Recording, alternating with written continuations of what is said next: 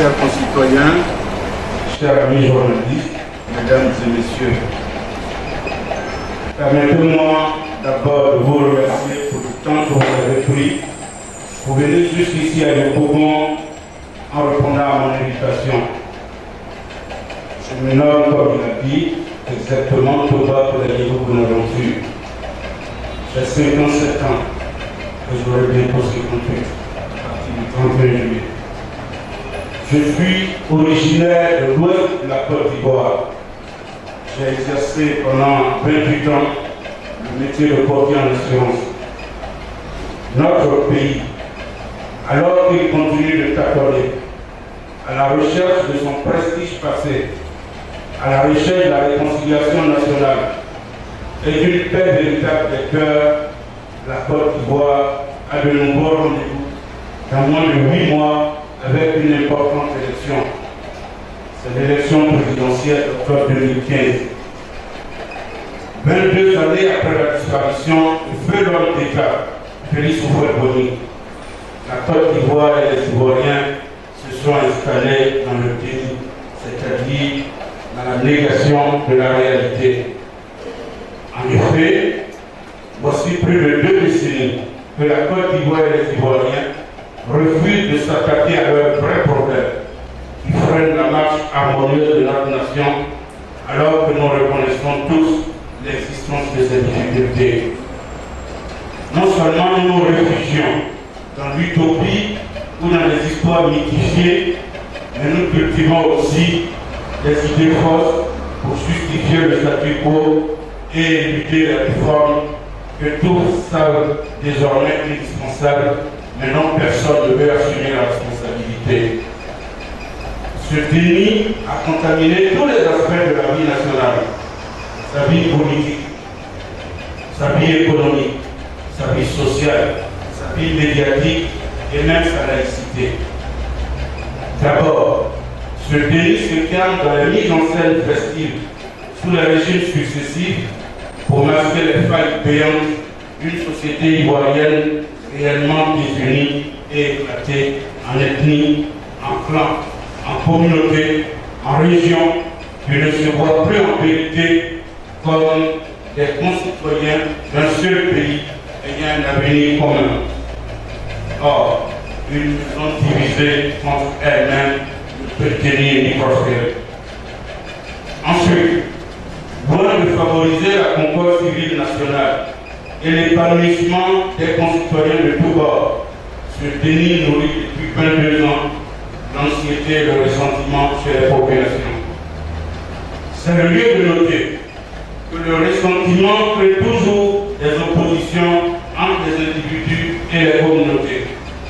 Il faut donc mettre fin à ce déni pluriel qui débouche sur l'impuissance de la politique, car dès lors que la politique n'agit plus dans le réel, le pays et le peuple subissent.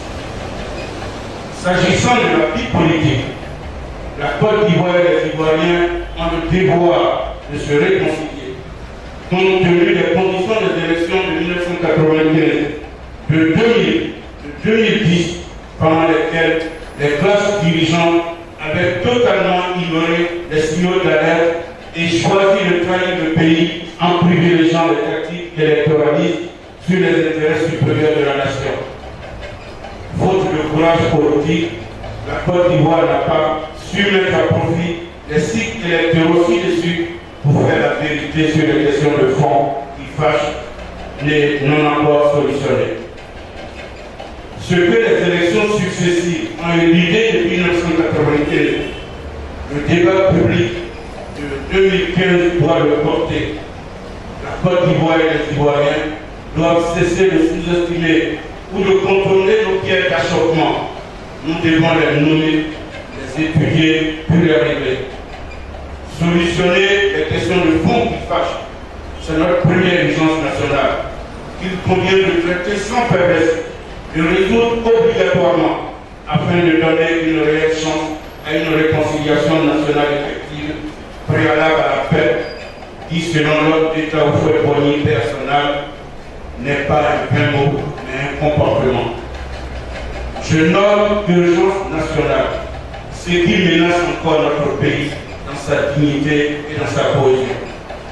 Socialement, notre pays, dont l'identité traditionnelle est sérieusement remise en cause par les crises itératives qui l'ont profondément ébranlé, la Côte d'Ivoire s'est fermée et s'est transformée dans le Chimago en une redoutable machine à trahir les populations, à creuser les inégalités et à aggraver les discriminations les plus fortes. Économiquement, la Côte d'Ivoire est rongée par un chômage de masse, une paupérisation visible des personnes dont la très grande majorité manque du nécessaire. Les populations qui sont fatiguées et lessivées espèrent enfin avoir leur part de bien-être et de dignité. Elles ont un grand besoin de soulagement et de justice sociale. Rétablir une vraie justice sociale et soulager effectivement les populations gravement appauvries est notre deuxième urgence nationale qu'il convient de traiter et de réussir également. Au total, lorsque l'État de Côte d'Ivoire aura privilégié et réglé les deux urgences nationales susvisées, il retrouvera assurément les conditions qui permirent jadis une construction nationale harmonieuse. L'État de Côte d'Ivoire pourra adapter encore une fois ses stratégies au traitement des autres grands problèmes de notre société, à savoir l'école ivoirienne qui a reculé, la corruption et la dégradation des valeurs morales qui gangrènent notre pays. Ouvrons alors les yeux. Aujourd'hui, ils sont nombreux. Ceux qui attendent de l'État de Côte d'Ivoire cette double baisse, qui est l'unique condition de la paix tangible, que rien ne se passera. Ils existent au nord, au sud, à l'est, à l'ouest, en passant par le centre. Ils sont de tout milieu, de toute ethnie, des villes et villages de notre pays. Autrement dit, les populations, nos concitoyens, les électeurs, ont soif de croire de nouveau à des valeurs de pardon, d'union, de discipline et de probité. Des valeurs qui ne les éloignent pas les uns des autres, mais qui les rapprochent et donnent un sens à leur vie quotidienne déjà pénible. Car l'affirmation des questions d'intérêt général, reconnues et partagées par tous, désarmera véritablement les cœurs en vue de garantir à nouveau la paix et consolider l'unité nationale retrouvée autour des idéaux communs. C'est ainsi que nous mettrons fin aux querelles intestines et que nous remettrons en vigueur dans notre patrie une atmosphère palpable de paix, de bonne volonté, de compréhension mutuelle entre les populations, gage la réalisation de tous les objectifs de développement. Si l'on veut un changement bien présent par rapport à la situation politique que vit notre pays depuis plus de 2 décennies, alors il y a une condition: rompre avec la façon dont la politique est faite. Car il existe dans ce pays des hommes et des femmes qui veulent servir la nation et les populations ivoiriennes parce qu'ils incarnent déjà une série de ruptures. Ces hommes et ces femmes qui ne céderont pas au cynisme et à l'incrédulité de leur entourage veulent le triomphe de l'espérance sur la peur.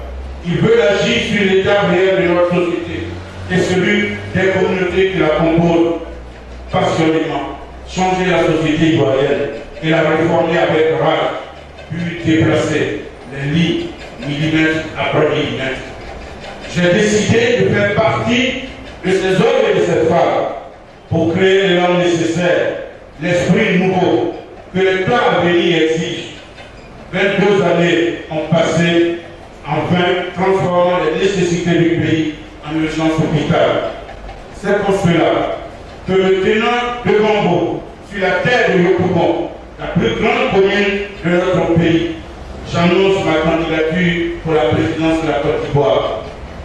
J'ai décidé de me porter candidat indépendant à l'élection présidentielle d'octobre 2015 et d'engager désormais ma vie au service de mon pays et de mes concitoyens. Ma candidature est un appel à l'union d'une maison qui continue d'être divisée, où les espoirs et les rêves sont encore permis si nous mettons fin au tenir du réel. Il n'y a pas une Côte d'Ivoire RHDP, il n'y a pas une Côte d'Ivoire CNRD, il y a la Côte d'Ivoire. Il n'y a pas une Côte d'Ivoire du RDR, il n'y a pas une Côte d'Ivoire PDCI, il n'y a pas une Côte d'Ivoire du FPI, une Côte d'Ivoire pour les autres formations politiques, il y a la Côte d'Ivoire. Il n'y a pas une Côte d'Ivoire pour les gens du Nord, une Côte d'Ivoire pour ceux du Sud, une Côte d'Ivoire des gens de l'Est, une Côte d'Ivoire pour l'Ouest, une Côte d'Ivoire de ceux du Centre. Il y a la Côte d'Ivoire. Il n'y a pas une Côte d'Ivoire des autochtones ou allogènes et une Côte d'Ivoire des étrangers. Il y a la Côte d'Ivoire. Il n'y a pas une Côte d'Ivoire des communautés nationales et une Côte d'Ivoire des communautés étrangères. Il y a la Côte d'Ivoire. Il n'y a pas non plus une Côte d'Ivoire des chrétiens, une Côte d'Ivoire des musulmans, une Côte d'Ivoire des animistes et des autres croyances. Il y a la Côte d'Ivoire. Je suis donc candidat indépendant à l'élection présidentielle qui arrive pour proposer à mes concitoyens une autre voie, un dispositif d'urgence pour une situation d'urgence sociale dans le seul but d'offrir d'autres approches à mon pays qui donnent l'impression de ne plus savoir ce qu'il est, tant le besoin de justice et d'égalité est énorme, de même que le besoin de réforme hardie l'est également.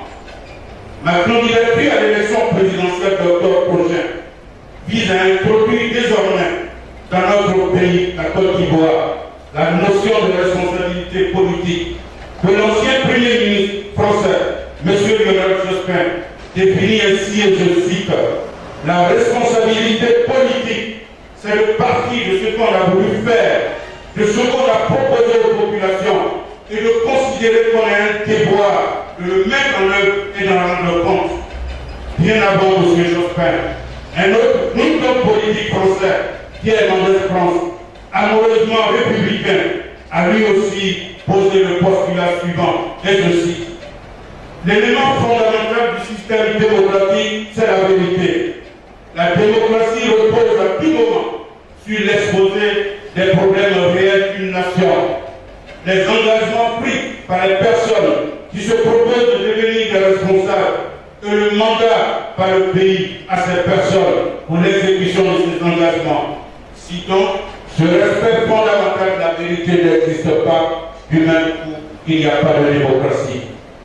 C'est cette république de respect obligatoire de la parole donnée envers les populations, de la vérité que je veux pour mon pays, la Côte d'Ivoire.